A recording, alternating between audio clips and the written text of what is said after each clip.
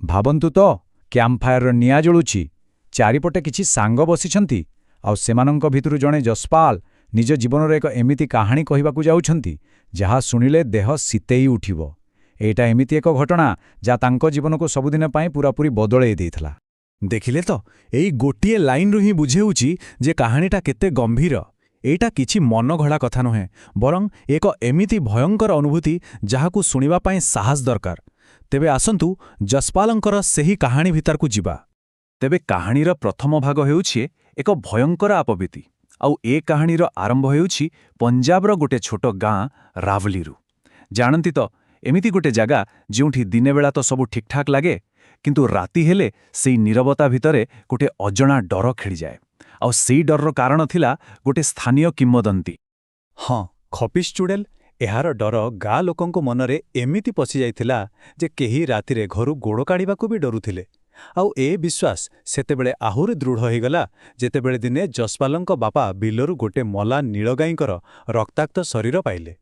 ଏ ଥିଲା ସେ ଗାଁର ଗୋଟେ ଅଲିଖିତ ନିୟମ। କେହି ବି ଏହାକୁ ଭାଙ୍ଗିବାକୁ ସାହସ କରୁନଥିଲେ, କାରଣ ସମସ୍ତେ ଜାଣିଥିଲେ ଏହାର ପରିଣାମ ଭୟଙ୍କର ହୋଇପାରେ। ତେଣୁ ଯେତେବେଳେ ଯଶପାଲ ଥରେ ବିଲକୁ ଯିବା କଥା କହିଲେ, ତାଙ୍କ ବାପା ରାଗରେ ନିଆଁ ହୋଇଗଲେ। ଚିତ୍କାର କରି ସିଧା ସିଧା ମନା କରିଦେଲେ। ଏ କଥାଟା ତାଙ୍କର ଜଣେ ମାନସିକ ବିକାରଗ୍ରସ୍ତ ସମ୍ପର୍କୀୟ କହିଥିଲେ। ସେତେବେଳେ ତ ଏହା ଗୋଟେ ଲୋକକଥା ପରି ଲାଗୁଥିଲା, କିନ୍ତୁ ପରେ ଜଣାପଡ଼ିଲା ଏହା ଆଗକୁ ଆସୁଥିବା ଏକ ଭୟଙ୍କର ବିପଦର ସଂକେତ ଥିଲା।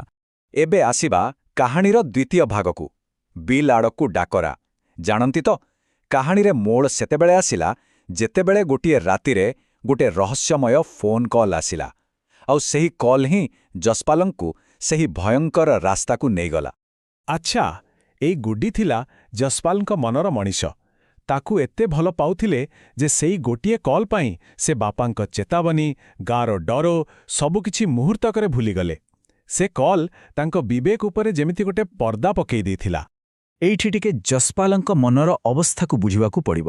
ତାଙ୍କ ପାଇଁ ସେତେବେଳେ ଡରଠାରୁ ବଡ଼ ଥିଲା ଗୁଡ୍ଡିକୁ ଦେଖା କରିବାର ଉତ୍ସାହ। ଆଉ ସେଇ ଉତ୍ସାହ ହିଁ ତାଙ୍କୁ ସେଇ ଅନ୍ଧାର ନିଃଶବ୍ଦ ବିଲ୍ ଆଡ଼କୁ ଟାଣି ନେଇଥିଲା। ତୃତୀୟ ଭାଗ, ଆଉ ୟା ହେଉଛି କାହାଣୀର ସବୁଠୁ ଭୟଙ୍କର ଅଂଶ, ଖପିସି ଚୁଡ଼େଲର ସାମ୍ନା। ଏବେ ଯଶପାଲକୁ ସେହି ଭୟାନକ ସତ୍ତା ସହିତ ମୁହାଁମୁହିଁ ହେବାକୁ ପଡ଼ିବ। ଗୋଟିଏ ପରେ ଗୋଟିଏ ପଦକ୍ଷେପରେ ସନ୍ଦେହ ବଢ଼ି ଚାଲିଥିଲା। ଯଶପାଲ ଯେତିକି ଭିତରକୁ ଯାଉଥିଲେ, ପରିସ୍ଥିତି ସେତିକି ଭୟଙ୍କର ହେଉଥିଲା। ଆଉ ଶେଷରେ ସେ ଯାହା ଦେଖିଲେ, ତାହା ତାଙ୍କ ହୃଦୟପିଣ୍ଡକୁ କିଛି ସମୟ ପାଇଁ ବନ୍ଦ କରିଦେଲା। ଯେତେବେଳେ ଯଶପାଲ ବୁଝିପାରିଲେ ଯେ ସେଇଟା ଗୋଟେ ଗୁଡ୍ଡି ନୁହେଁ, ତାଙ୍କ ପାଟିରୁ ଡରି ଡରି କେବଳ ଏତିକି ବାହାରିଲା। କିନ୍ତୁ ସେତେବେଳକୁ ବହୁତ ଡେରି ହୋଇସାରିଥିଲା। ସେ ଏକ ଭୟଙ୍କର ବିପଦରେ ଫସି ସାରିଥିଲେ। ସେହି ଜୀବଟା ଯେତେବେଳେ ଯଶପାଲଙ୍କ ଆଡ଼କୁ ମୁହଁ ବୁଲିଲା, ତାର ଚେହେରାକୁ ବର୍ଣ୍ଣନା କରିବା ଅସମ୍ଭବ।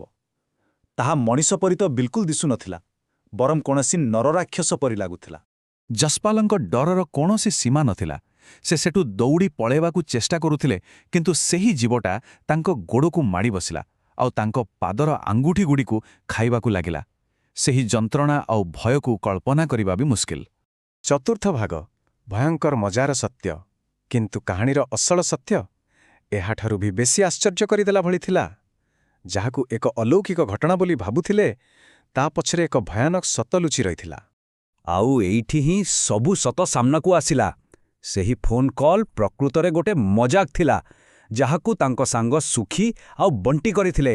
ଆଉ ଯେଉଁ ଦୁଇଟା ରକ୍ତାକ୍ତ ଶରୀର ଯଶପାଲ ଦେଖିଥିଲେ, ସେଗୁଡ଼ିକ ଆଉ କାହାର ନୁହେଁ, ବରଂ ତାଙ୍କର ସେହି ଦୁଇ ସାଙ୍ଗଙ୍କର ହିଁ ଥିଲା। ପଞ୍ଚମ ତଥା ଶେଷ ଭାଗ, ଏକ ଭାରି ମୂଲ୍ୟ। ଏହି କାହାଣୀର ଶେଷ ଅତ୍ୟନ୍ତ ଦୁଃଖଦ ଥିଲା। ଗୋଟେ ଛୋଟ ମଜା ସମସ୍ତଙ୍କ ପାଇଁ ଏକ ଭୟଙ୍କର ପରିଣତି ଆଣିଦେଲା। ସେଇ ଗୋଟିଏ ରାତିରେ ଦୁଇଟି ଜୀବନ ଚାଲିଗଲା। ପରଦିନ ସକାଳେ ସୁଖୀ ଏବଂ ବଣ୍ଟିଙ୍କର ମୃତଦେହ ସେହି ବିଲରୁ ମିଳିଲା। ଗୋଟିଏ ଛୋଟ ମଜାକ ପାଇଁ ଦୁଇଟା ଜୀବନ ଚାଲିଗଲା। ଆଉ ଯଶପାଲ, ତାଙ୍କୁ ନିଜ ଭୁଲ ପାଇଁ ସାରା ଜୀବନର ଦଣ୍ଡ ମିଳିଲା। ସେ ନିଜ ପାଦର ଆଙ୍ଗୁଠିଗୁଡ଼ିକୁ ହରାଇଲେ। ସେହି ବୃଦ୍ଧଙ୍କ କଥା ସତ ହେଲା, ନହେଲେ ଦେବାକୁ ପଡ଼ିବ ଭାରି ମୂଲ୍ୟ। କିନ୍ତୁ ଶେଷରେ ଗୋଟିଏ ପ୍ରଶ୍ନ ରହିଯାଉଛି। ଯଦି ସେ କଲ୍ ଏକ ମଜାକ ଥିଲା, ତେବେ ସୁଖୀ ଓ ବଣ୍ଟିଙ୍କୁ ମାରିଲା କିଏ? ଆଉ ଯଶପାଲକୁ ଆକ୍ରମଣ କରୁଥିବା ସେହି ଭୟଙ୍କର ଜୀବଟା କିଏ ଥିଲା?